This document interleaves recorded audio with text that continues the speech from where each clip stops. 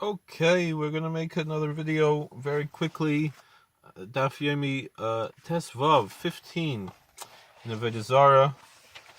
So it's a very interesting daf. So please stay tuned till the end. So the Mishnah that we had said that there's a question about selling sheep and goats to pagans, and if it's a place where the custom is to sell, then you sell. If it's not, you don't. But you don't sell them large cattle and horses, but even the young ones, the calves and the foals, where they're healthier maned, because those will be given for idols. Rabbi Yehuda said a maimed animal you could sell, even a big cow, and Ben Beseira said a horse you could sell because they don't. They're not gonna be. There was worry that the calves, that the animals are going to be used on Shabbos or whatever. Other issues. So there's a question when it says, the Gemara asks, we're still in the bottom of our last daf, is this a custom or is this a law? Because why is it an issue of a local custom? And the answer is, also, we have a Mishnah that says you don't leave animals in a stable with pagans because they're suspect of bestiality. But then Rav said it depends on the local areas. Some places are a little bit more sophisticated and they're not worried about that. And so, same places where you're allowed to sell them, a sheep or a goat, you're also allowed to leave them in their stables. And, excuse me. And, of course, today, these things don't happen like in the old days, in most places in the world.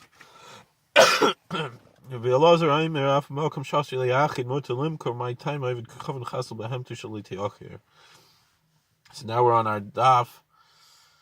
So it says that there is actually an opinion that even where you are not allowed to leave your own animal alone with the pagans, you're allowed to sell to them because they're worried, the animals are worried that,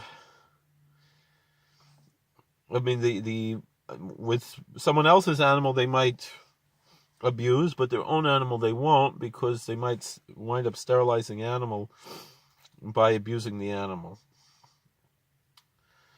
But if it belongs to someone else, then they don't care. If Rav Hadarbeid, Amar of Techlif, Amar of Shila Bar Avimi, so Rav also says the same thing, in the name of Techlif, in the name of Shila Bar Avimi, in the name of Rav, that a pagan is worried not to sterilize his animal, because he wants to have income from it, to have more baby animals. And if he will abuse it, he might wind up hurting it, that it will become sterile. Alright, we never sell large livestock. Why not?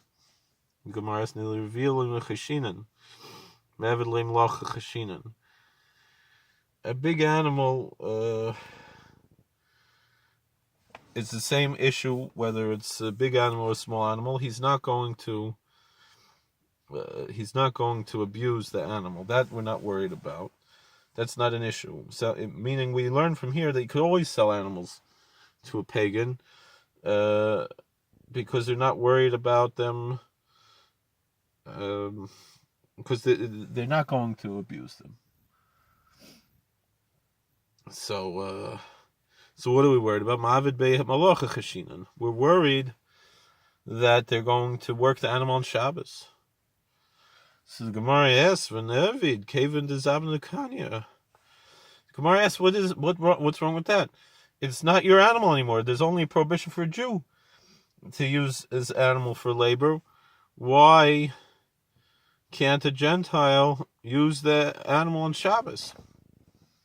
So the Gemara answers, that the rabbis made a decree because they're worried that maybe a Jew might borrow or lend or lease out an animal, and that's a problem if it's still owned by the Jew. Shaila Kanya V'Aga Kanya. And the Gemara says, no, it's not true. Even when you lend or lease or rent out the animal, then they make a kinyan, even if it's a temporary kinyan, and they are allowed to use on Shabbos. So why would we not be allowed to sell the big animals to the pagan? Rami said,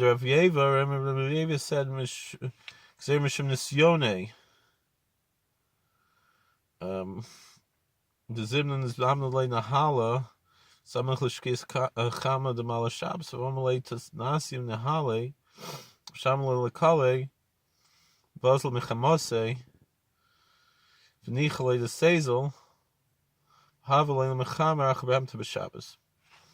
Worried about you taking the animal for a test drive. And because maybe the Jew is going to sell the animal just before Shabbos. He's going to say, let's see how much the animal can carry, and the animal's going to hear his master's voice, and it's going to carry on Shabbos.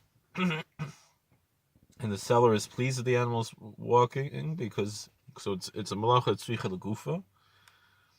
So then he's violating the prohibition of leading the animal on Shabbos, and he's carrying. And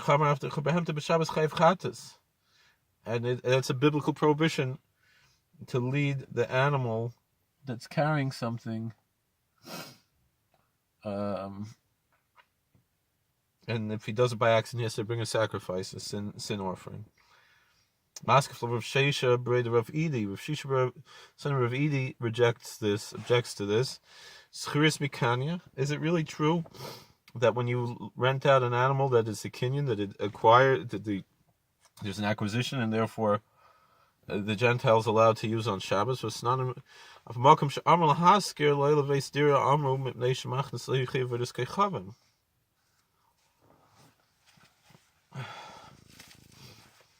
We have a Mishnah we're going to have later on.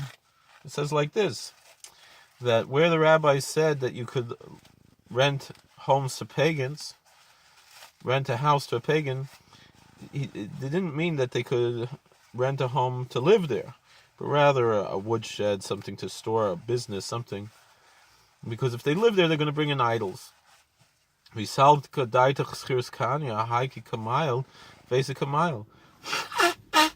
If we say that renting means that it's the same as buying, so he's bringing into his own house. It's not your problem if he brings idols into his house that he's renting. So Gemara says you can't really compare breaking Shabbos to idolatry, because it says specifically in Deuteronomy 7:26 that you should not bring an idol into your house, an abomination.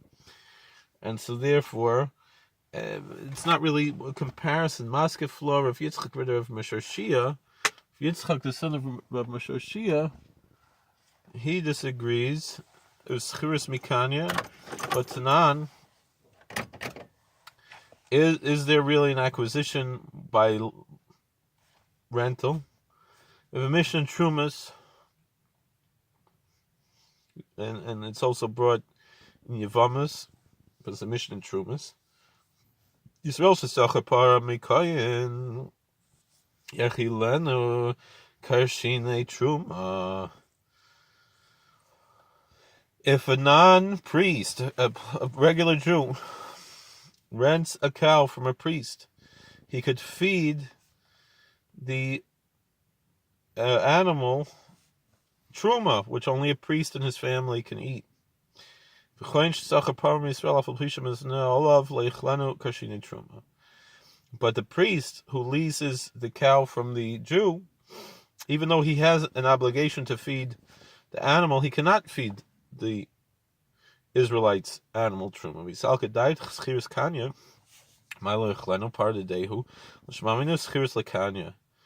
Now, we have a question here. If we're saying that rental is the same as buying, as almost, that it belongs to the person, So why can't the Kohen feed the truma to the Israelites' cow while he was renting it?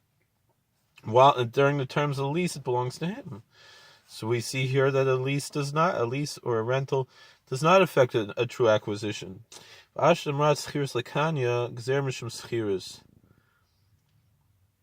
if you say that a rental is not a full purchase, it's not an acquisition, meaning we don't consider that the person owns it during that temporary time of the terms of the lease.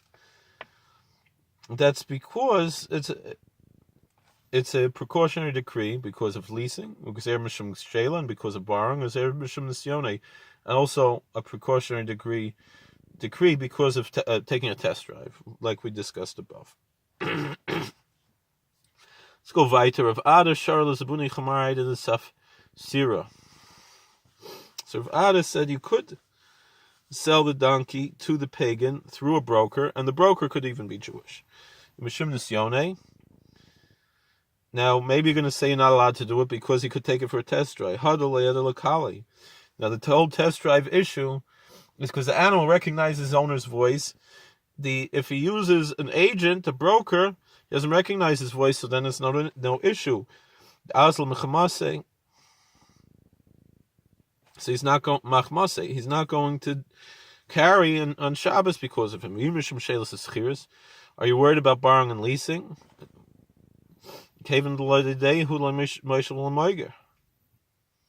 Since it doesn't belong to the broker, he can't lend it and he can't rent it.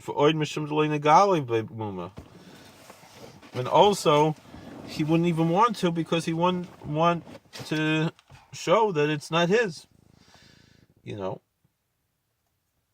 doesn't want to take the risk of renting it. He wants to sell it, get it off his hands already. Maybe once he rents it, he's going to see there's a problem. He's not going to want to buy it. So Rav Huna once sold a cow to a pagan, which seems to be a problem because our Mishnah says you're not allowed to. Amalei Rav Chisda, my tam Avodah hachi Amalei Emer l'shchita zavna. So Rav Chisda said, "How could you do this?" He said, "Well, he's just going to buy it to slaughter it and eat it. So that's not a problem." Now we're on, if he's going to offer as an idol, that as a sacrifice an idol, that's a problem. But stam to eat it, that's not a problem. All right, we're on Amud Beis. All right, Mana Tamer Demrinan Ki Hai Gavna. How can you assume that he's gonna eat it and he's not going to use it for work on Shabbos? The Snan, for Mishnah and Shvius and the laws of the sabbatical year. So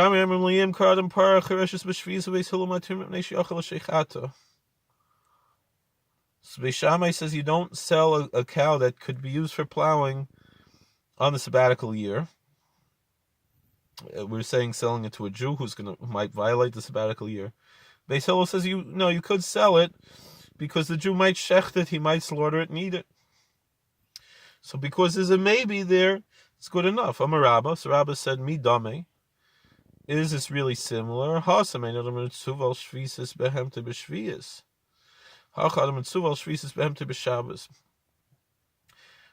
this is not real, or it might be Rava, says it's not really so clear.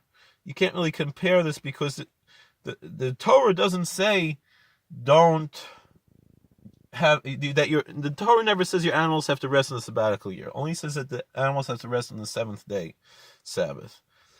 So it's not a connection. So Amalei Abayis. So Abayis is like this to Rabba or to Rava. It's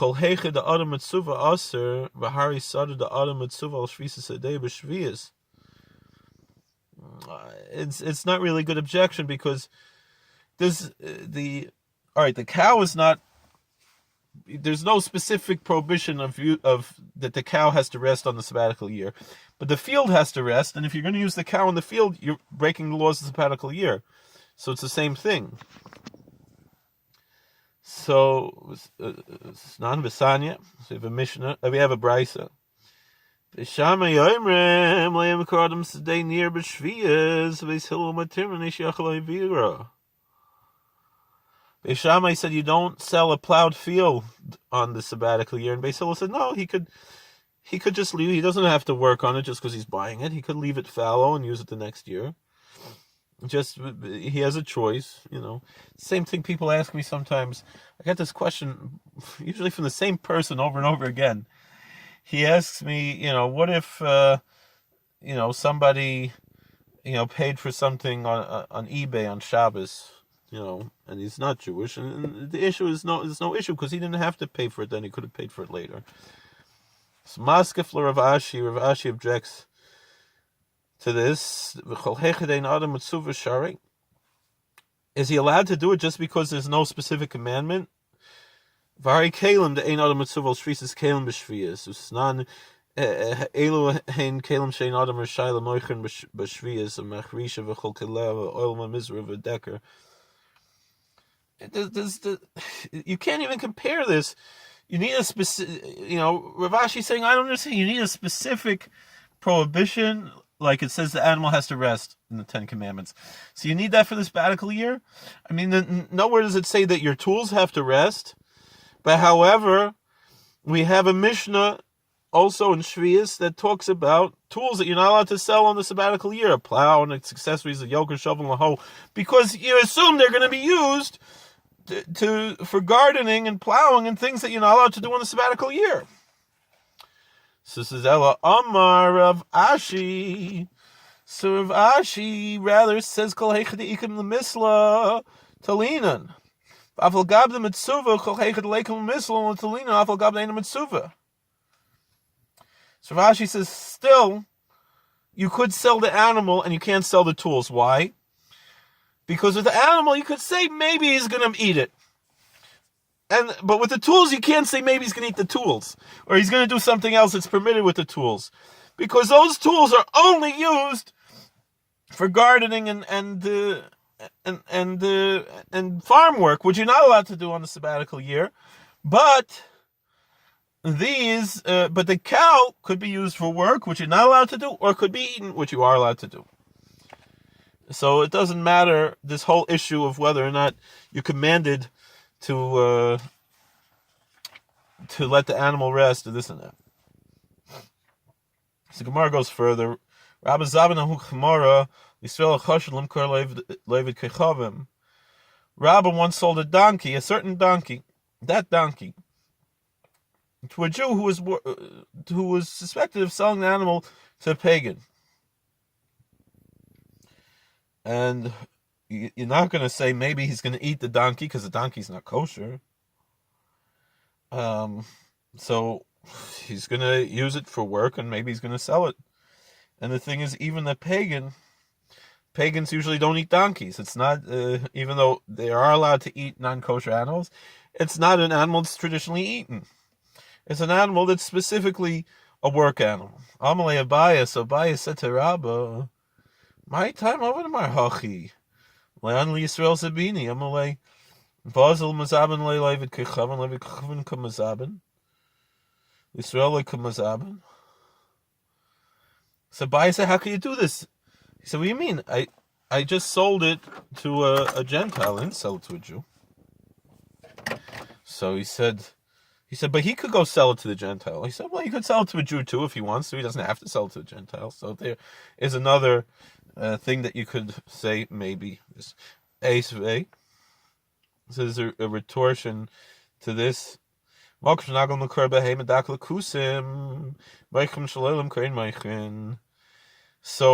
we have a brisa that says that where there's a custom to sell sheep and goats to Samaritans, to Kuthians, Samaritans, who were people who underwent a conversion, but it's questionable as if they were sincere, and they hold certain heretical and even idolatrous beliefs and practices.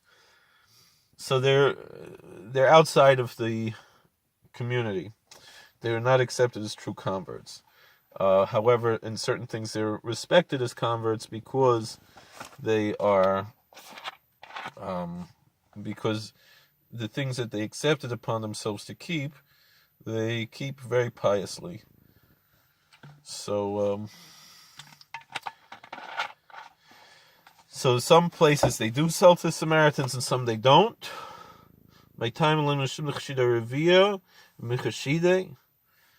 Now, why can't you sell sheep and goats to Samaritans? We can't say that we're worried they're going to abuse the animals, do a bad sin like that. We're going to say something like that? No, there's certain things that they've accepted. That's one of them. That's a big one, obviously. We have another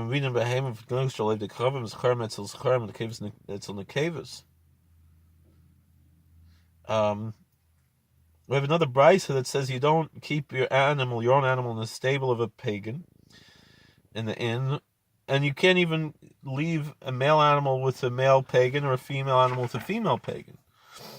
And of course, you can't leave the female animals with the male pagans or the male animals with the female pagans. Again, that is in the places where they're suspected of such a horrible sin. And you don't even leave your animals to be shepherded by them, and you can't be left alone with them, because especially in the Roman times they might murder you or something. Again, this is not applied today. And you don't leave a child alone with them to teach him either a book or to teach him a trade. Again, these are, because he might try to proselytize, he might try to sodomize, he might try to kill, all these different things. And it's also a sin for the pagan as well. However, it goes on that there's a difference between a Roman pagan and a Samaritan. You can leave an animal with the Samaritans. Even the male animals with the female Samaritans, or the female animals with the male Samaritans, because they don't do those things. And of course, you can, with the Samaritans, leave male animals with the male Samaritans and female animals with the female Samaritans. You don't even have to mention that. They don't do those things. Also, you are allowed to have them be a shepherd, because they don't do those things.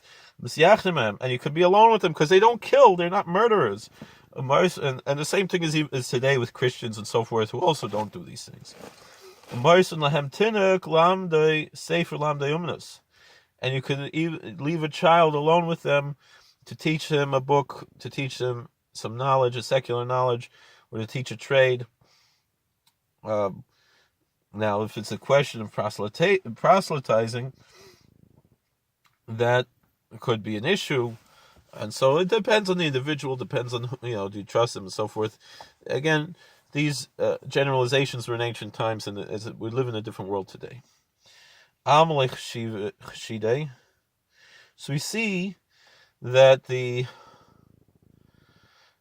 Samaritans, we're not worried about them doing those things. However, you still can't sell them the big animals. That could be an issue of selling it to a non-Jew who is going to break Shabbos. The Samaritans also keep Shabbos. Oid Tanya. Furthermore, we have another brayse. We don't sell weapons or armaments or anything, even to pagans. You don't sharpen their swords for them, and you don't sell them handcuffs or feet cuffs and things, and stocks and things. Like shackles, iron, these chains. Neither to a pagan nor to a Samaritan. My time, why? Are we worried that Samaritan? Now the pagans, the Romans, they were out of control, but the Samaritans, they don't murder people. We don't suspect them. We said you're allowed to be alone with them, So we see they're not violent. The only thing is that, they're in the munitions business. They're going to sell it to the pagan who could use it to hurt people. And that's a problem. It's interesting how the connection is to the video we made this morning about Monsieur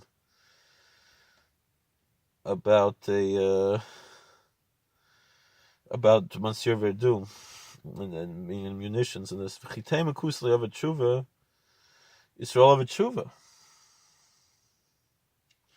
You're going to say that the Samaritan is not going to repent, and he will sell it to these weapons to a pagan, but the Jew will repent, and he's not going to sell these items. You don't have to worry. So if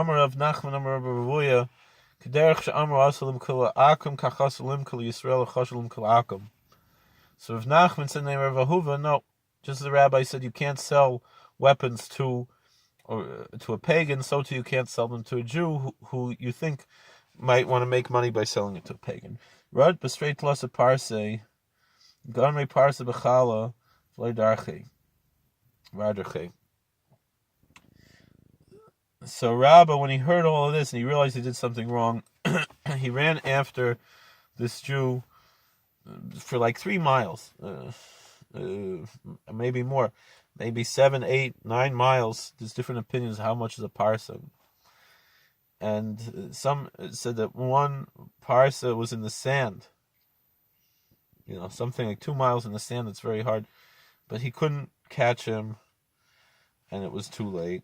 But he felt bad. So we see even the rabbis make mistakes. And he admitted to his mistake, and he tried to repent of the mistake, but it was too late. But since there's a rabbinical decree, it's not a major issue, but he still was cared enough to run to try to remedy the situation. Rav Dimi bar Abba, Rabbi Abba said you can't sell weapons to a pagan, but also you can't sell them to Jewish criminals. Are we talking about a Jew who you think is a murderer? Hainu akum. Then he's a pagan. He's not a Jew if he's going to kill. Or you could say he's the same as a pagan. And if he's not suspected, so why can't you sell? No, we're not talking about it. The Jew is not going to kill. So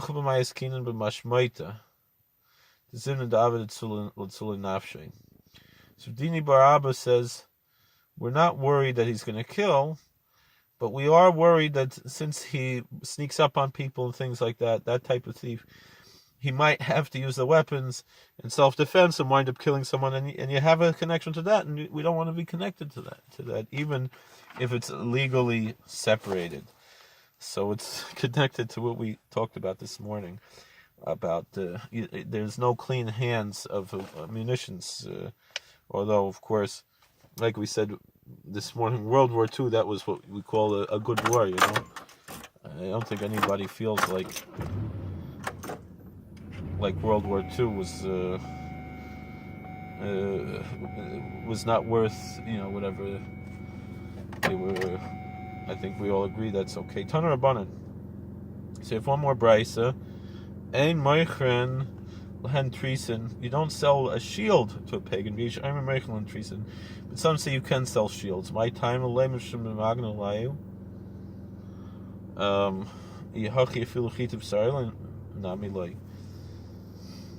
Now, why can't you sell a shield? Does it protect them so you can't even sell them food? You can't sell them wheat or barley. So Rav said, After hachinami. No, that you can't get away with, but if you could, they would. Some say Rav Papa, whatever.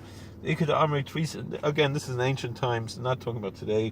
We have, the Miri points out very clearly that we have total brotherhood with all people today. We're at the end of our daf now, so we'll leave it for now. Thank you for watching. God bless. Please like, share, and subscribe, and comment. And all the best. So that was Test Vav. All right, thank you.